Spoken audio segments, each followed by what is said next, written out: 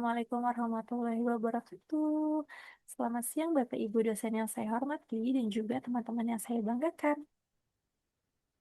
Perkenalkan nama saya Siti Aisyah, saya dari Prodi Manajemen kelas MY203. Pada kesempatan kali ini, saya akan mempresentasikan hasil UAS saya dari makroekonomi ya. Kita langsung saja ya, pertanyaan pertama. Siapa penentu kebijakan dari ekonomi Indonesia? Baik, yang pertama tentunya ada pemerintahan dan juga Kementerian Keuangan. Lalu yang kedua ada lembaga penjamin simpanan. Yang ketiga ada Bank Indonesia. Keempat KSSK. Yang kelima ada OJK. Dan keenam ada DPR dan BPS. Baik, yang pertama terdapat pemerintahan dan Kementerian Keuangan, di mana mereka yang mengatur uang negara, pajak belanja negara, dan juga bantuan-bantuan seperti dana pemulihan ekonomi.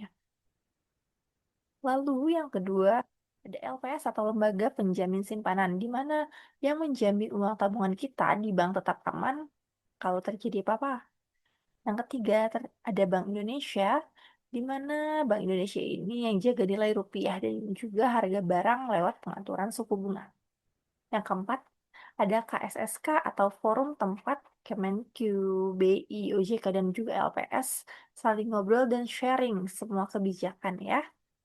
Yang kelima ada OJK atau Otoritas Jasa Keuangan, di mana yang mengawasi bank dan perusahaan keuangan biar tetap sehat dan juga aman untuk masyarakat. Dan yang keenam ada DPR dan juga BPS, di mana ada DPR yang menyetujui anggaran negara dan juga BPS yang menghitung dan menyediakan semua data ekonominya.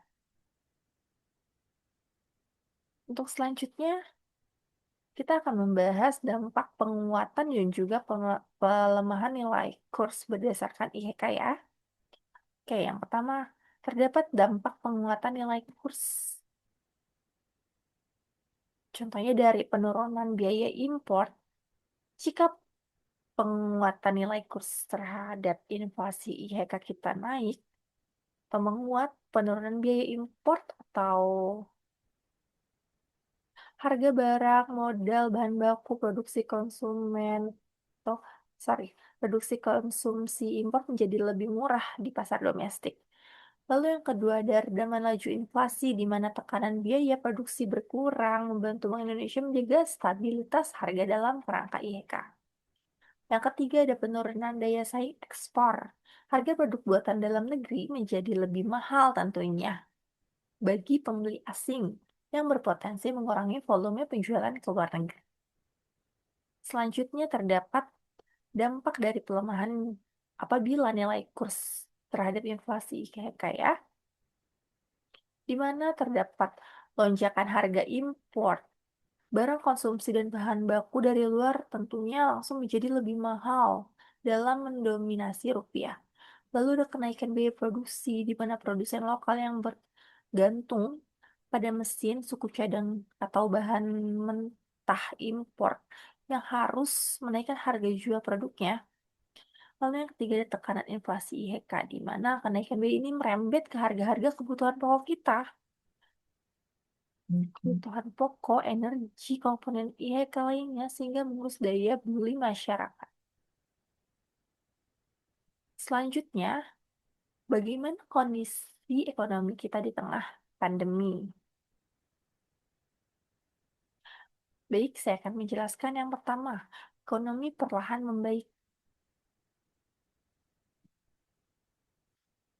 Di pandemi ini, justru ekonomi itu perlahan membaik. Di mana dari minus 2,19% di akhir 2020 menjadi minus 0,74% di awal 2021. Lalu langsung melompat naik di 7,07%. Begitu orang mulai bebas bergerak lagi atau mulai meredam ya si COVID. Nih. Lalu yang kedua, harga barang aman terkendali. Oke, di kenaikan harga di April 2021 hanya 0,13%. Jauh di bawah batas wajar ya. Tandanya orang masih Hemat belanja belum kembali normal.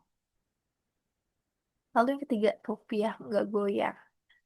Nilai tukar di kisaran 14.100 sampai 14.600 per dolar karena investor asing masih percaya dan menaruh uang di kita, di negara kita, di Indonesia ini.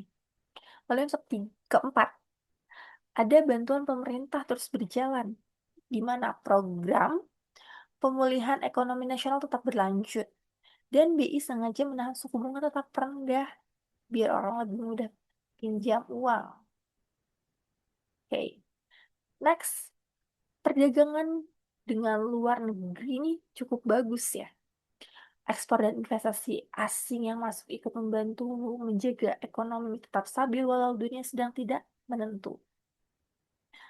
Yang keenam tetap, yang keenam nih ada tapinya, tapi resikonya itu masih ada. Naik turunnya kasus kasus COVID-19, kemudian gelombang baru, dan juga gejolak pasar keuangan dunia tetap perlu diwaspadai. Nah, berikut kondisi perekonomian Indonesia di April 2021. 0,13% kenaikan harga di bulan April, ekonomi masih menyusut, tapi membaik. Nilai tukar rupiah ke dolar. Harga naik tipis, akan tetapi masih aman ya. Berikut target Bank Indonesia 3,0%. Kurang lebih 1% ya. Angka 0,13% itu masih jauh di bawah target, jadi harga harga masih terkendali ya. BI dan pemerintah terus menjaga ini bersama-sama termasuk saat biasanya naik menjelang Lebaran.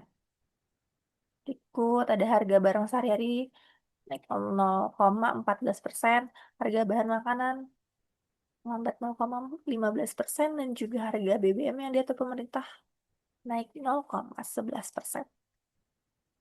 Baik, berikutnya ekonomi masih menyusut akan tapi masih perlahan membaik.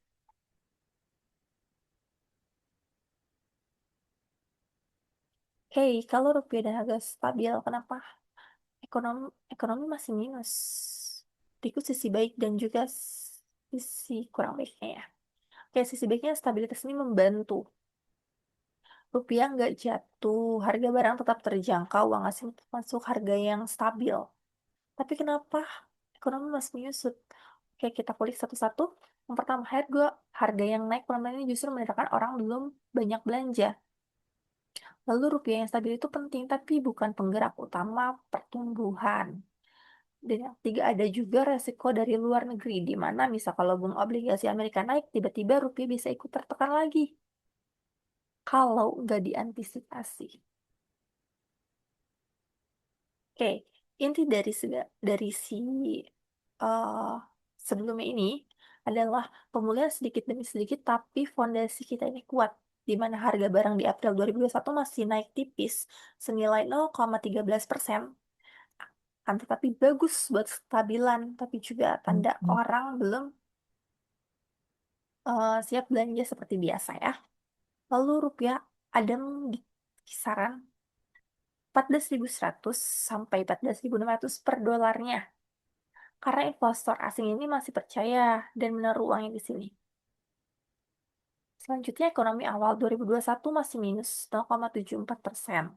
Tapi ini jauh lebih baik dibanding minus 2,19% di akhir tahun 2020. Tanda pemulihan sudah mulai kelihatan. Yang selanjutnya, pemerintah dan Bank Indonesia dibantu OJK, LPS, dan juga KSSK yang tadi kita jelaskan menjaga semua ini tetap stabil di masa pandemi. Dan yang terakhir, hasilnya kelihatan sepanjang 2021, ekonomi kita akhirnya tumbuh 3,69%, membaik, membalikan keadaan dari yang sempat minus di 2020. Berikut presentasi saya yang sudah saya paparkan. Mohon maaf apabila ada kesalahan dalam pengucapan maupun perkataan. Terima kasih atas perhatiannya. Wassalamualaikum warahmatullahi wabarakatuh. Sampai jumpa lagi.